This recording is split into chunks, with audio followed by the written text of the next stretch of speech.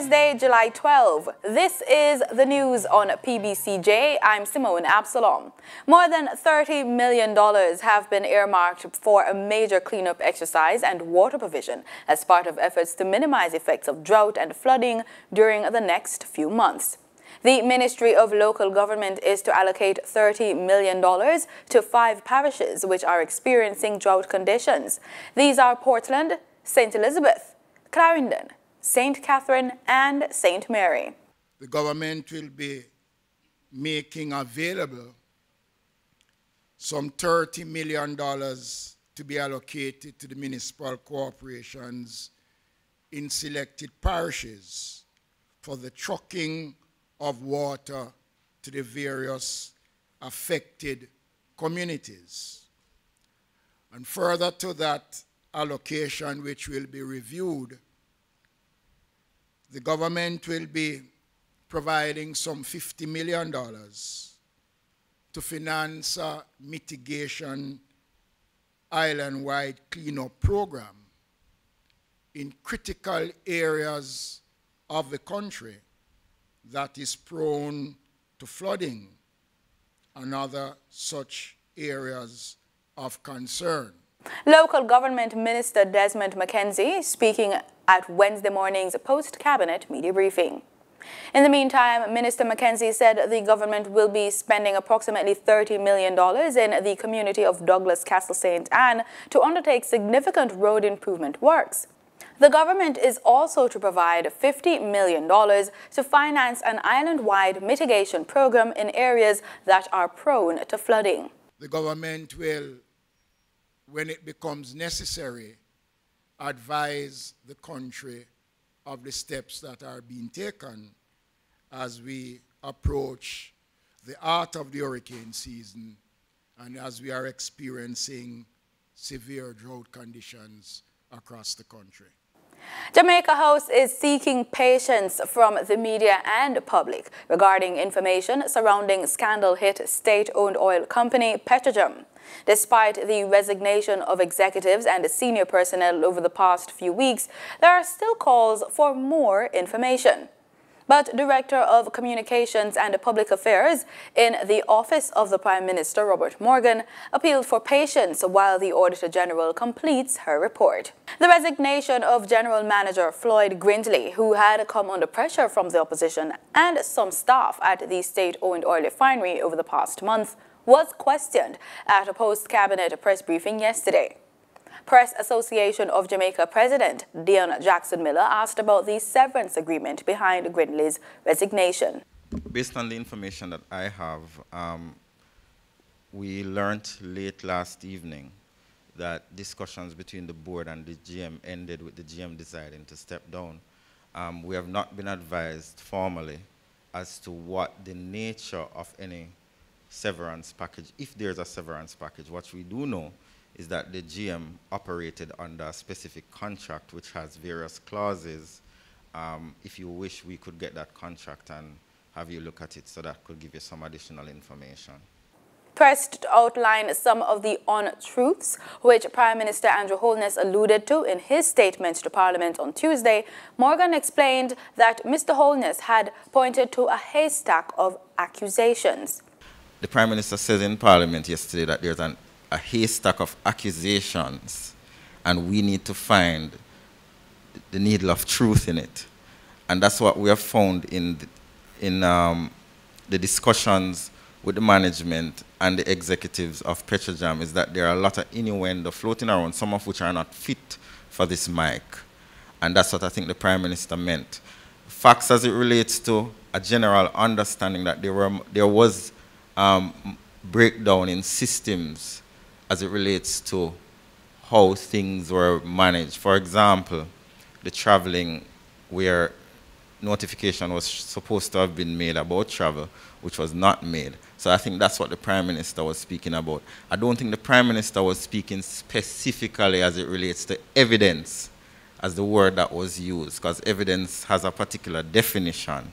I think what we have is information coming from a report from permanent secretaries, from managers, as to some systemic issues that took place, not evidence of wrongdoing per se.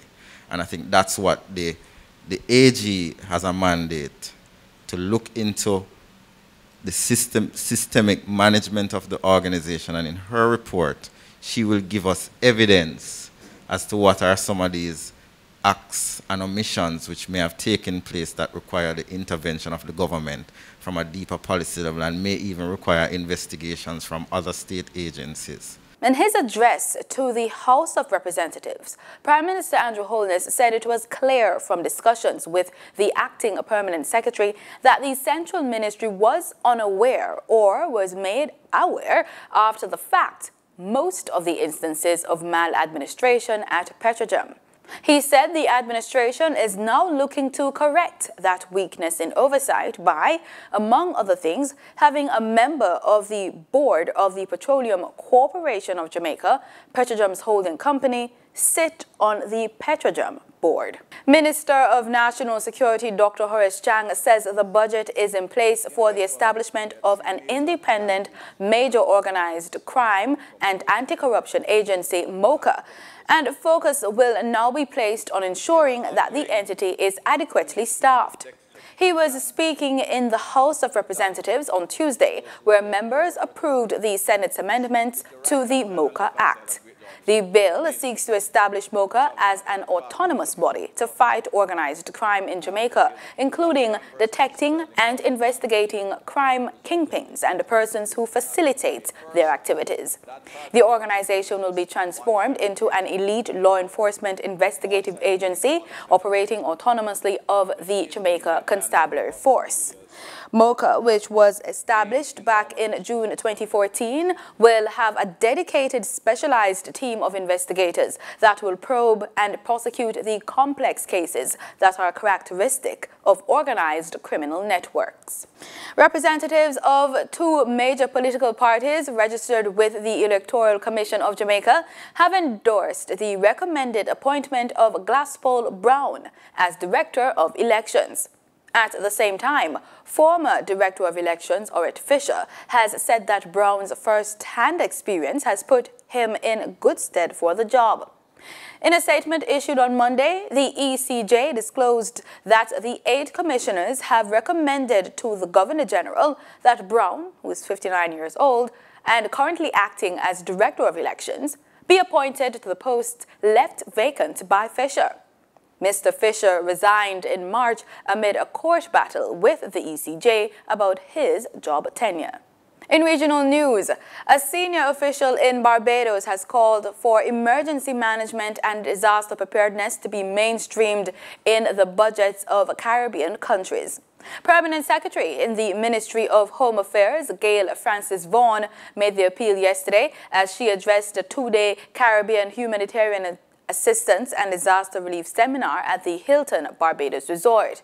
Francis Vaughan called on those present to remember the efforts that were made in the fight against HIV and AIDS when budget lines were developed and funds were made available in every country. The Permanent Secretary said issues related to development of resilience in Barbados and support from the region were high on the government's agenda. She added that the devastation left behind following last year's hurricane season was evidence that countries could never be totally prepared, and they could not do it all on their own. The principal of the University of the West Indies Cave Hill campus has put forward a proposal to have a law school established in Barbados. And Professor Eudine Barriteau plans to go as far as Prime Minister Mia Mottley with her proposal. It was during a courtesy call with Attorney General and Minister of Legal Affairs Dale Marshall this week that the university principal made the suggestion. Professor Barriteau explained that she saw the establishment of a law school as not only being able to cater to Barbadians, but those from across the Caribbean and as far as England.